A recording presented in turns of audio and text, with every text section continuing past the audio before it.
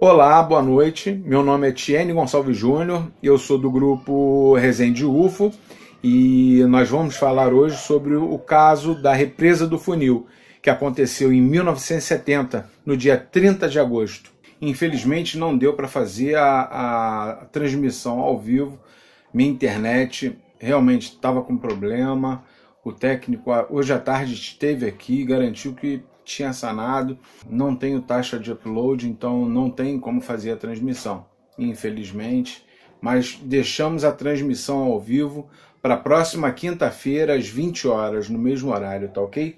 Então eu vou fazer uma breve introdução, eu estou com um DVzinho de casa aqui sobre o que eu tenho que falar.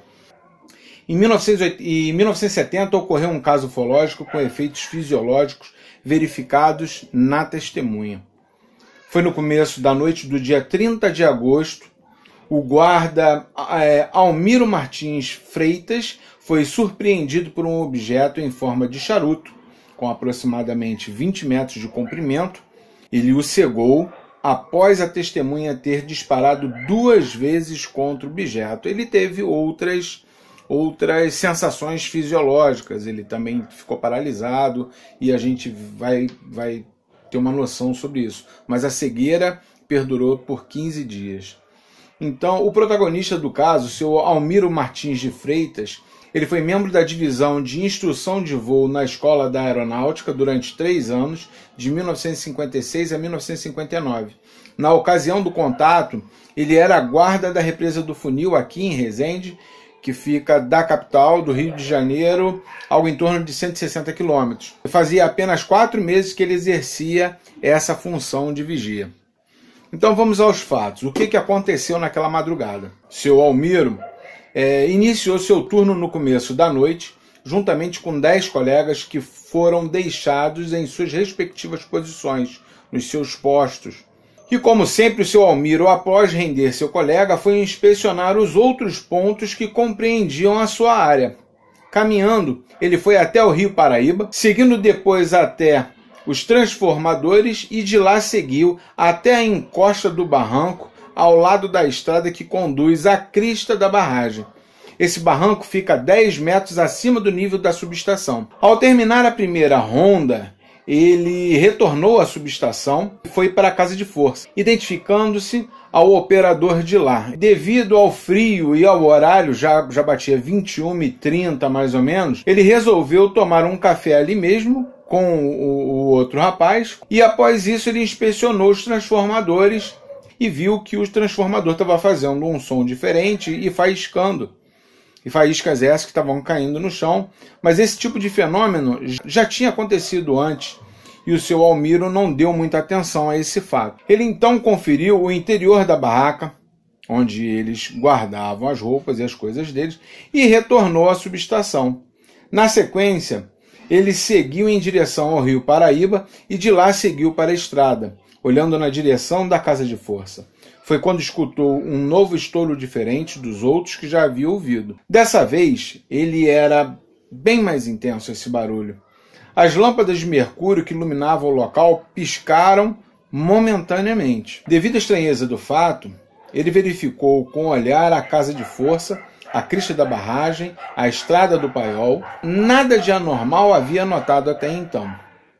Ao olhar novamente para a crista da barragem, ele percebeu uma fileira de luzes de cores diferentes a uma distância mais ou menos entre 50 e 60 metros. Essas luzes piscavam de maneira uniforme, todas, ora mais forte, ora mais fracas.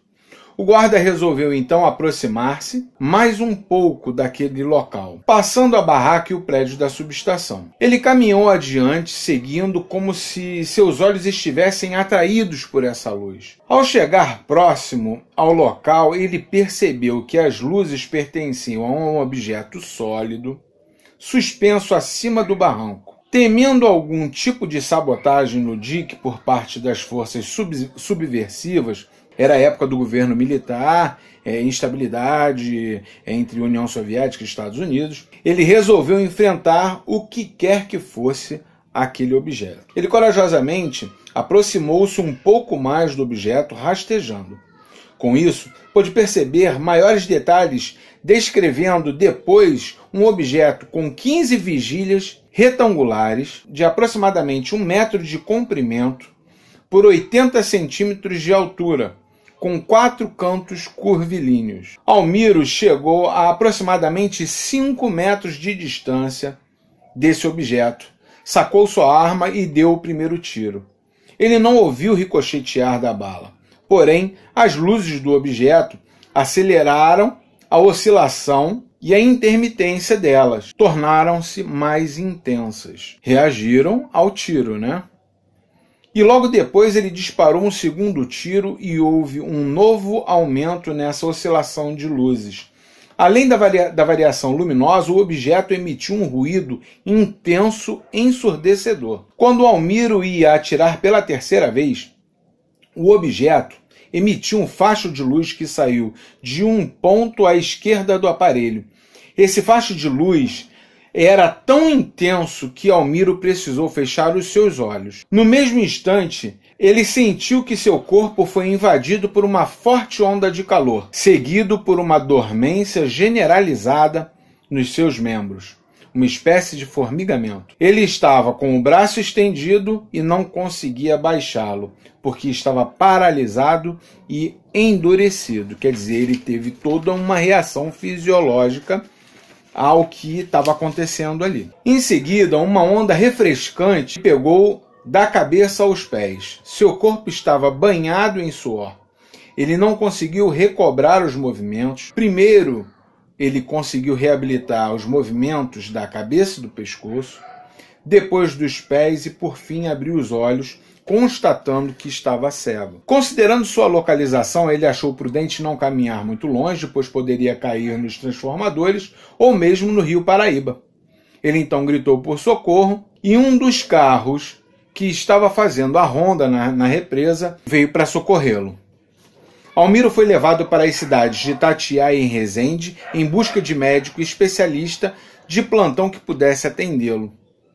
Como nenhum foi encontrado, Almiro novamente foi levado à sede da represa, onde passou o resto da noite. No dia seguinte, ele foi novamente levado à cidade em busca de tratamento. Ainda estava com dificuldades de locomoção, cegueira e problemas de audição. No dia 1º de setembro, foi levado para o Rio de Janeiro, onde primeiramente prestou depoimento ao Serviço Especial de Segurança e Vigilância. Ali ele almoçou com grande dificuldade, pois ainda estava cego e não sentia cheiro e nem sabor. Curiosamente, ele se sentia muito leve e se segurava em móveis próximos numa aparente sensação de desequilíbrio. Mais tarde, ele prestou depoimento no Ministério da Aeronáutica e depois, por telefone, ao comando da 4ª Zona Aérea de São Paulo. Logo após, foi atendido, ainda no mesmo dia, por volta das 17 horas, no Hospital da Cruz Vermelha, pelo médico oftalmologista Dr. Sampaio. Esse informou que nada de anormal havia sido detectado nos olhos de Almiro, além de certa irritação nas conjuntivas. No dia seguinte, quarta-feira, 2 de setembro de 1970, ele foi visitado pelo Dr. Orlandini Fonseca e Dr. Paz Barreto. O Dr. Orlandini mediu a pressão de Almiro, constatando que havia uma alta nos seus batimentos cardíacos, algo em torno de 120 batimentos cardíacos por minuto. Outro detalhe importante referente ao caso é com relação à saúde de Almiro antes e depois dos acontecimentos da represa do funil. Ele tinha 1,76 m de altura e pesava 75 quilos antes do episódio. Logo após o caso, a testemunha sofreu as consequências do avistamento. Mesmo tendo recuperado a visão 15 dias após o avistamento, ele perdeu 8 quilos de massa muscular em menos de um mês, só recuperando após vários meses. Não se sabe ao certo o que provocou essa perda de peso. Tal situação afetou a carreira de Almiro, deixando em dificuldades financeiras na época, e outro detalhe curioso é que Almiro ficou 2 dias sem urinar após esse acontecido. Segundo o Dr. Orlandini, em entrevista, Almiro foi diagnosticado com cegueira psicocongênica motivada por choque traumático. Todos os exames de laboratório foram normais, inclusive o eletroencefalograma. Indicou-se para o tratamento a hipnose, junto à medicação neurotônica e tranquilizante, bem como a aplicação de um colírio em seus olhos, já que realmente havia um lacrimejamento quando o paciente mantinha os seus olhos abertos, e por isso preferia mantê-los fechados. Mas não havia lesão física nos olhos, nem no corpo. Foi também recomendado o uso de óculos escuros por algum tempo.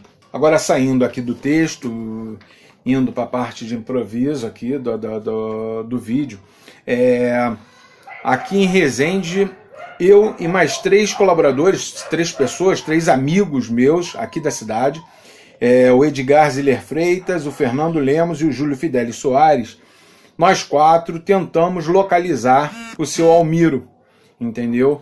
O que aconteceu é que o seu Almiro, possivelmente hoje, é muito idoso, se encontra morando no sul de Minas, numa cidade aqui próximo, mas mesmo sendo aqui próximo, não conseguimos contato com ninguém da família do seu Almiro, entendeu?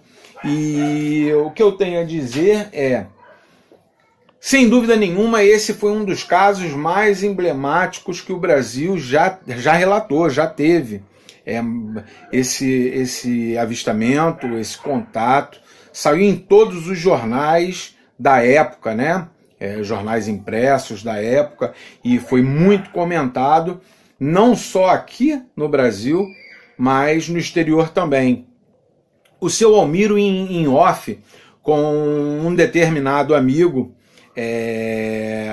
que ele fez na Força Aérea enquanto ele estava lá, justamente no momento que ele estava ali, depois dos depoimentos que ele deu para a Força Aérea, ele fez amizade com a pessoa que estava deslocando ele, e ele avisou que uma pessoa da NASA já havia procurado ele, e ele teve que responder um questionário imenso, entendeu? E que isso foi reportado para os Estados Unidos.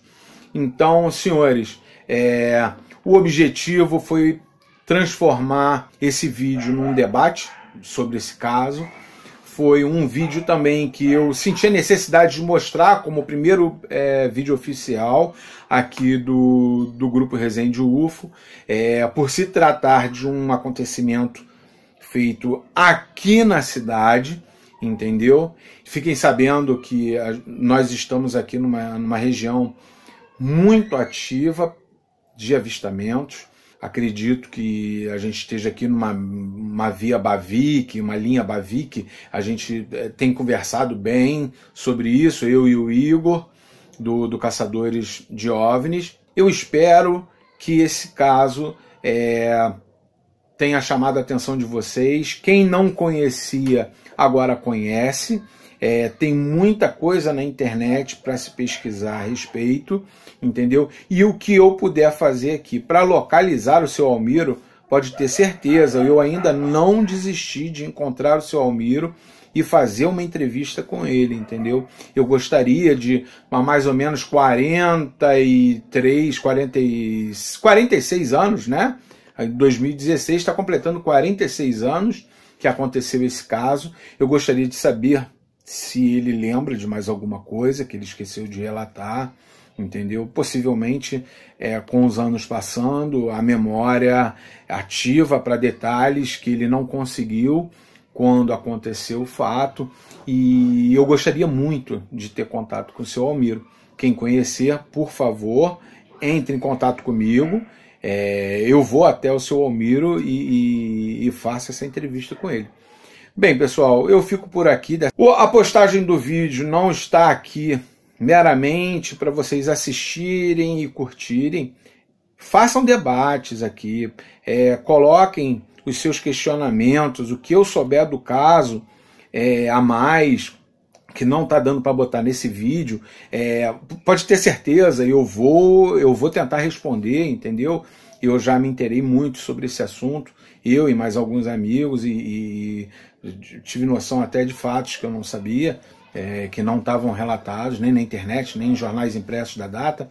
Então me espantei até com algumas coisas. Então o que vocês precisarem, é só falar, é só pedir e eu tento colaborar aqui com mais informações e mantenham um debate, conversem sobre esse assunto, entendeu?